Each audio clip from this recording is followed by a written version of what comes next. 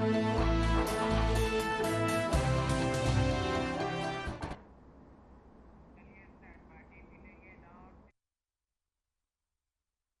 राम राम हरियाणा देख रहे हैं आप और मैं हूं आपके साथ ज्योति आर्या। चलिए शुरुआत करते हैं खबरों की। किरण चौधरी को निर्विरोध राज्यसभा सांसद चुना गया है, जिसके बाद से उन्होंने निर्वाचन अधिकारी से अपना निर्वाचन सर्टिफिकेट भी प्राप्त कर लिया है। इस मौके पर उनके साथ सीएम नायब सिंह सैनी, विधानसभा अध्यक्ष ज्ञानचंद गुप्ता और बीजेपी के प्रदेश अध्यक्ष मोहनलाल बडौली भी मौजूद रहे।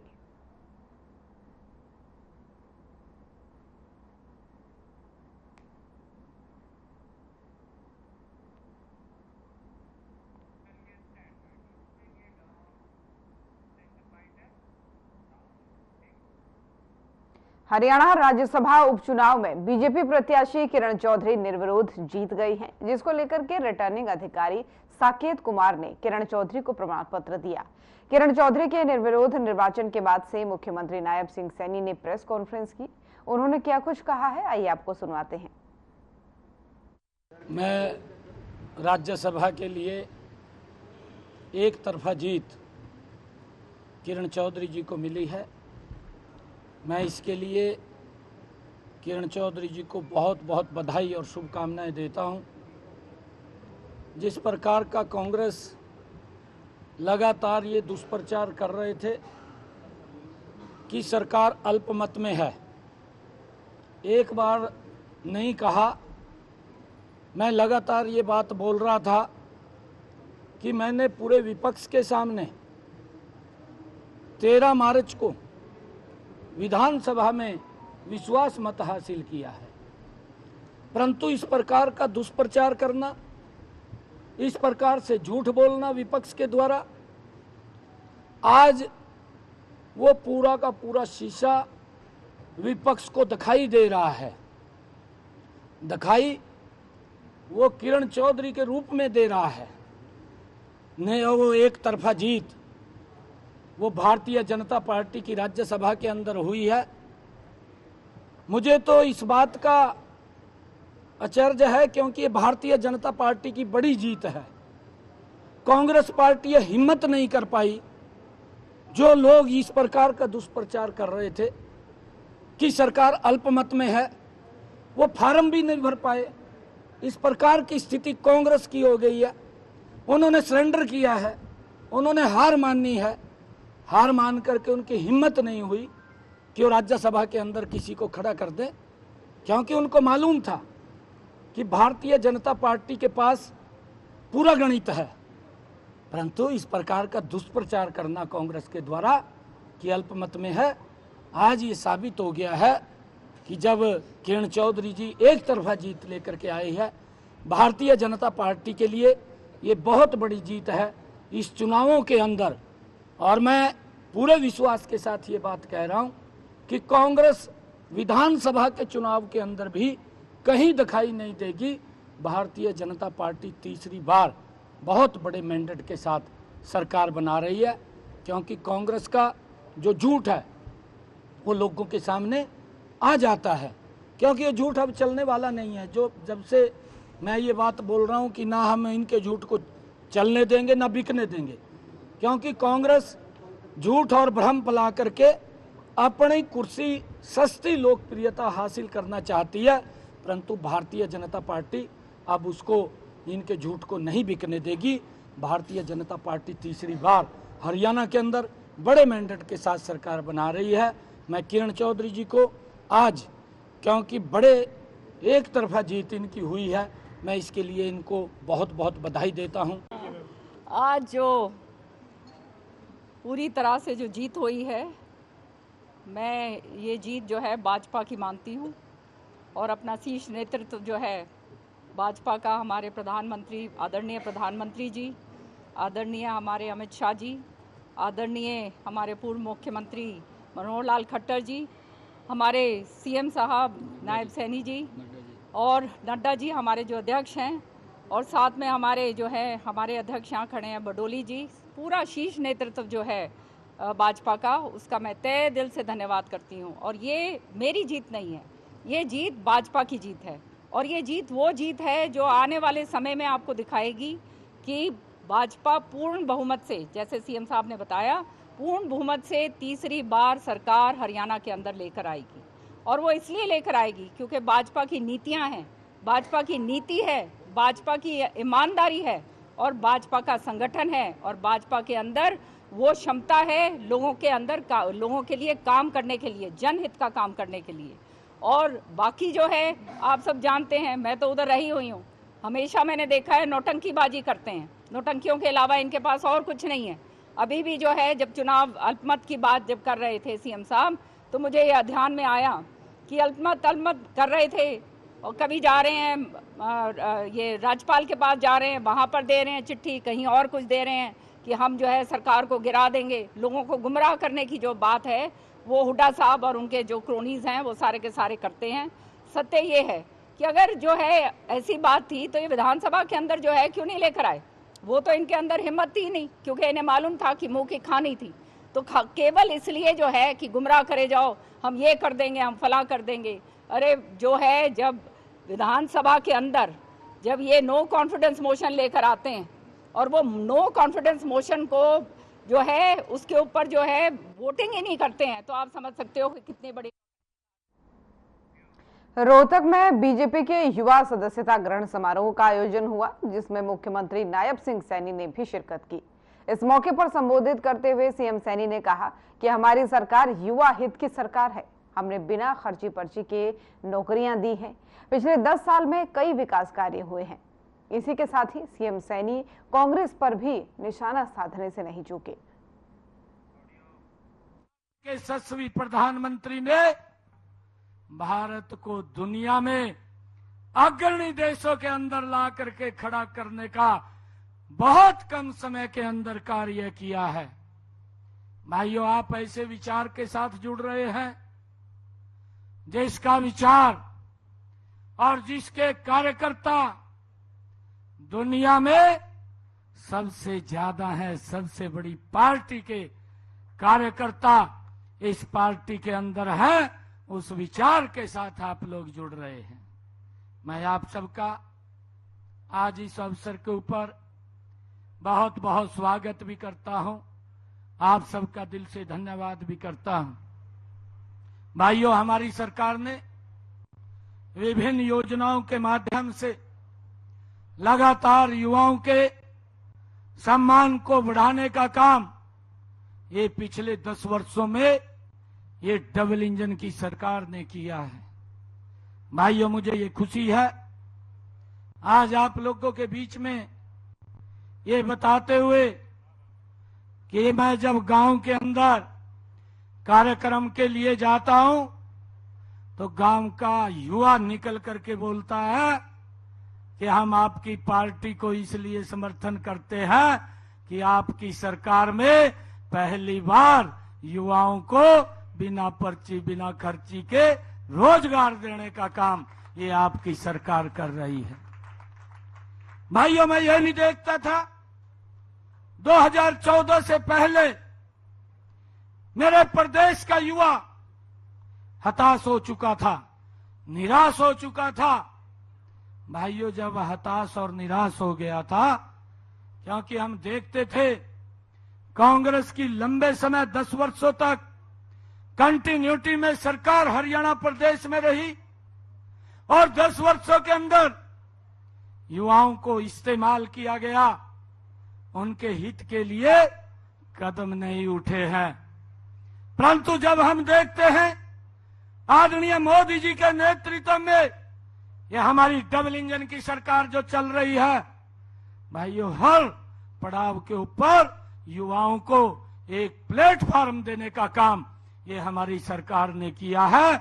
आज युवाओं का इन 10 वर्षों में जो विश्वास सरकार के प्रति बढ़ा है, भाइयों, इस बात की चर्चा मेरे हरियाणा प्रदेश का युवा करता है। भाइयों, मुझे खुशी है कि हमारी सरकार ने पिछले 10 वर्षों के अंदर आदरणीय प्रधानमंत्री जी ने चाहे प्रधानमंत्री मुद्रा बैंक की योजना लाई हो, युवाओं को उनको पैरों पे खड़ा करने का काम ये हमारी सरकार ने किया है। भाइयों, जब हम देखते हैं हमारी सरकार ने stand up India, startup India, हमारे जो स्टार्टअप युवा हैं जिन्होंने काम शुरू किया, आज यूनिकॉर्न में तब्दील कर दिया, ये हमारे युवा। हरियाणा विधानसभा चुनाव को लेकर जननायक जनता पार्टी और आजाद समाज पार्टी कांशीराम ने हाथ मिलाया है। आपको बता दें कि राज्य में आगामी विधानसभा चुनाव में जो है दोनों ही पार्टियां साथ मिलकर अब चुनाव लड़ेंगी। गठबंधन को लेकर जननायक जनता पार्टी के नेता और पूर्व उप मुख्यमंत्री दुष्यंत चौटाला और आजाद समाज पार्टी कांशीराम के नेता चंद्रशेखर आजाद ने प्रेस कॉन्फ्रेंस कर घोषणा की। आपको बता दें कि प्रदेश की 90 विधानसभा सीटों पर जो है 90 विधानसभा सीटों में से जननायक जनता पार्टी 70 पर और आजाद समाज पार्टी 20 सीटों पर अपने प्रत्याशी उतारेगी।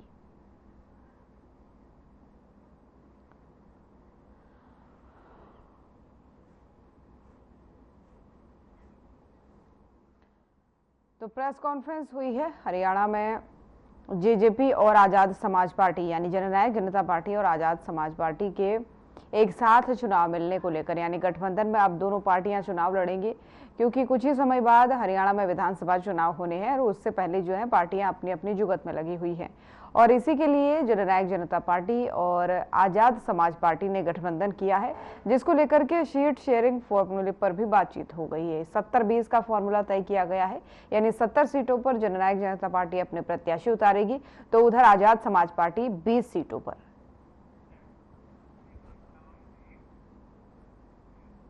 और 1 अक्टूबर को विधानसभा चुनाव होने वाले हैं, लेकिन विधानसभा चुनाव को लेकर के अब टिकटों के दावेदार खूब सामने आ रहे हैं। इसी को लेकर आपको बता दें कि एक सीट पर कई लोग दावेदारी अपनी पेश कर रहे हैं, पार्टियों के लिए टिकट की दावेदारी पेश कर रहे हैं।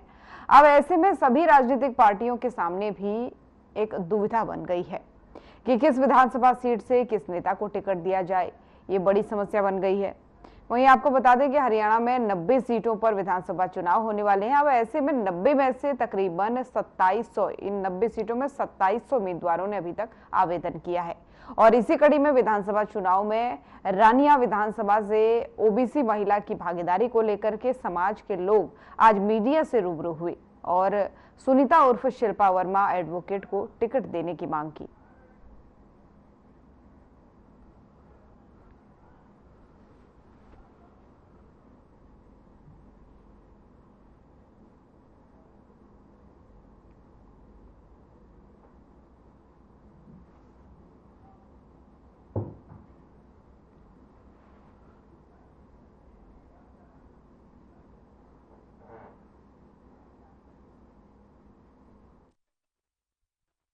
मैंने एक विधायक के तौर पर तो मेरी इच्छा जो है पिछले 20 सालों से ही है और मेरा पैनल में नाम भी रहा है, लेकिन अब मैं ये चाहती हूँ कि भाई रानिया से मुझे टिकट मिले।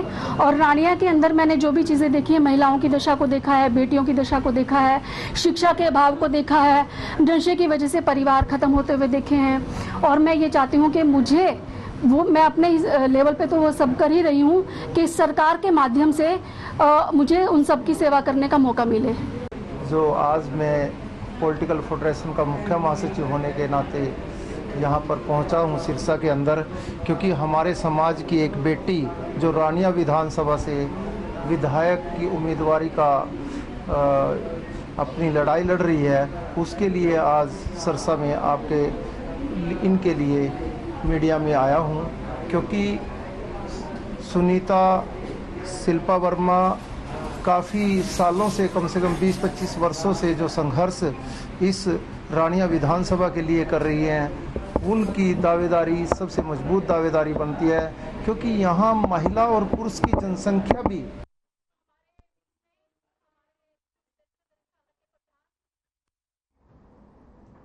फरीदाबाद के जीवा पब्लिक स्कूल में आज राष्ट्रीय शिक्षा नीति 2020 के कार्यान्वयन हेतु राष्ट्रीय संगोष्ठी का आयोजन किया गया, जिसमें डीजी दूरदर्शन प्रिया कुमार ने मुख्य अतिथि के रूप में शिरकत की।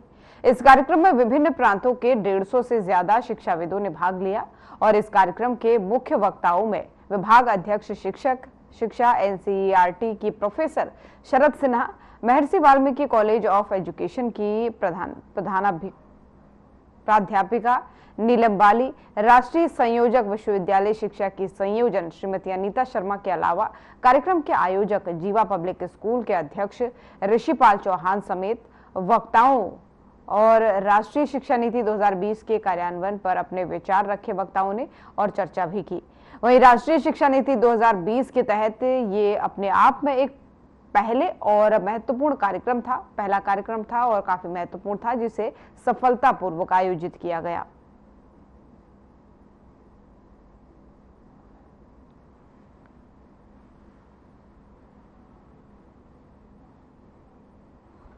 आवश्यक है, क्योंकि सबसे पहली चीज़ चेंज कहाँ से आएगा, जब तक अवेयरनेस नहीं होगी तब तक चेंज नहीं आ सकता। तो जागरूकता के बिना तो बदलाव संभव नहीं है जी। तो अभी तक जो जितना चर्चा में आप लोगों ने सुना अभी कि बहुत बार लोगों से पूछने पर कि आपने शिक्षा नीति पढ़ा है, तो जवाब यही सुनने के लिए मिलता है कि शायद मुश्किल से 10% लोग होते हैं उस पूरे सभागार में जो कहते हैं कि हमने पढ़ा है। तो पहले तो पढ़ना ज़रूरी है, जानना ज़रूरी है कि उसमें लिखा क्या है, तब तो हमको पता होगा कि हमारा इस समय पे कर्तव्य क्या है और उस कर्तव्य का निर्धारण फिर कैसे हो और उसको कैसे पूरा किया जाए। है कि जीवा ने जो जीवा लर्निंग सिस्टम बनाया है, ये जीवा की जो भारत की राष्ट्रीय शिक्षा नीति है उसके अनुरूप है, लेकिन इसको आगे हम पूरे देश में कैसे फैलाएं। तो जीवा का प्रयास है कि हर स्कूल में जीवा लर्निंग सिस्टम के द्वारा राष्ट्रीय शिक्षा नीति जाए और भारत के बच्चे चरित्रवान बने, उनमें वो दक्षता निपुणता आए कि वो खूब धन कमाएं और पर्यावरण को शुद्ध रखें। राष्ट्रीय शिक्षा नीति के बारे में जानना हम सभी शिक्षकों के लिए और पूरे देश के लिए बहुत ज़्यादा ज़रूरी है, इसके इफ़ेक्टिव क्रियान्वयन के लिए। और राष्ट्रीय पाठ्यचर्या की रूपरेखा जो बनाई गई है, जो कि इस नीति के क्रियान्वयन में बहुत अधिक भूमिका टीचर्स को एक तरीके से गाइडलाइंस देती है कि किस प्रकार से इस नीति का क्रियान्वयन होना है हमारे क्लासरूम में, उस दिशा में ये एक बहुत ही सराहनीय पहल है।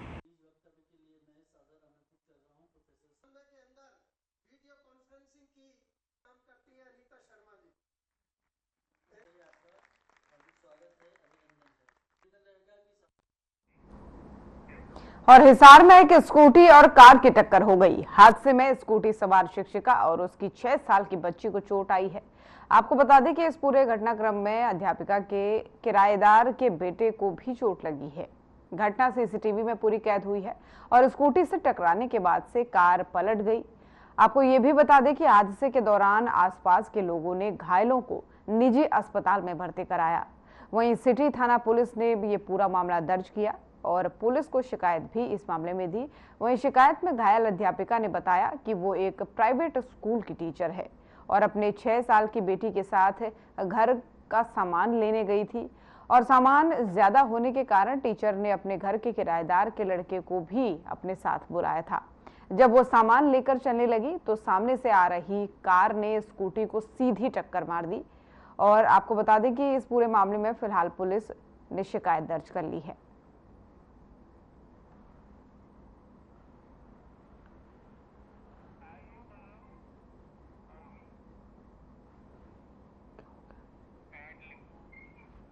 तो हिसार से खबर आपको बता रहे हैं, जहां पर एक स्कूटी को एक कार ने टक्कर मार दी और बताया जा रहा है कि इस हादसे में, इस सड़क दुर्घटना में एक महिला यानी जो टीचर बताई जा रही है, उसकी 6 साल की बच्ची और एक उसके किराएदार का बेटा, 3 लोग शामिल हैं जो घायल हुए हैं।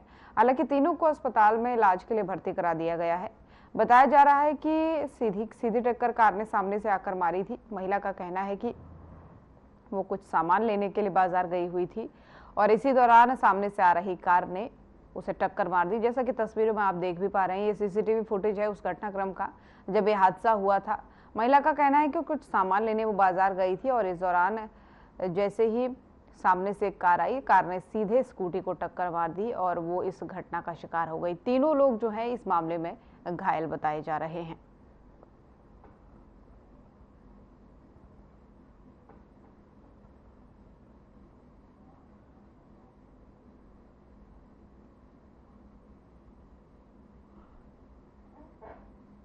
तो एक्सीडेंट का ये सीसीटीवी फुटेज है जिसमें आप देख सकते हैं सामने से कार आई और उसने सीधे स्कूटी को टक्कर मारी। तीनों लोग घायल बताए जा रहे हैं।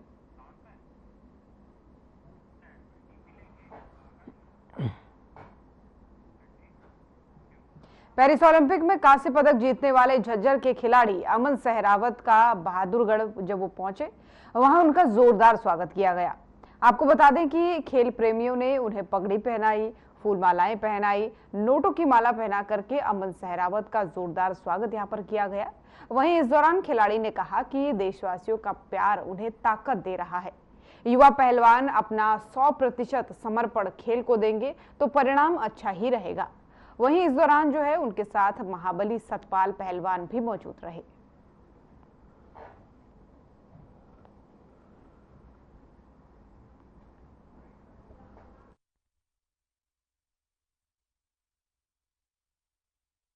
देशवासी इतना प्यार दे रहे हैं तो बहुत अच्छा लग रहा है। ये जो भव्य स्वागत जगह जगह हो रहा है, आज क्या फीलिंग है और क्या युवा पहलवानों के लिए, आने वाली पीढ़ी के लिए क्या है?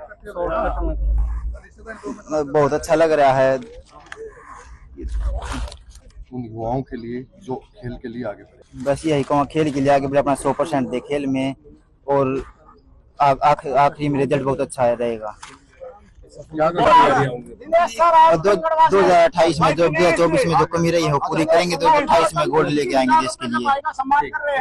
एक गुरु के नाते एक वो दे सकता था। और इस गांव से बहरोड से जो था ना, करीबन 20-25 बच्चे मेरे पास आए, लेकिन ये क्या था कि ये शुरू से ही अच्छा लड़ता था और इसके विशेष प्यार था। सुशील का विशेष प्यार था, सुशील इसको बहुत चाहता था, इसको जो दाव बताना था वो चीजें थी, और इसके एक मेहनत करके इसको रोकना पड़ता था। तो बस इसकी मेहनत थी। हमारा तो गुरु का जो दायित्व था वो हमने पूरा करा, अपनी तरह से अच्छी कोशिश करी। मेरी जो कोचों की टीम थी, मेरे कोच सब मिलकर हमने पूरा प्रयास करा। अब भाई आज भगवान ने हमारी सुनी है और देश की सुनी, कुश्ती की सुनी। ये 6ठा मेडल ओलंपिक का, तो एक गुरु के लिए और इससे ज्यादा खुशी क्या होगी। और जो सम्मान पूरे यहाँ क्षेत्र के बहादुरगढ़ के आसपास के सब साथियों ने दिया, प्रधानों ने दिया।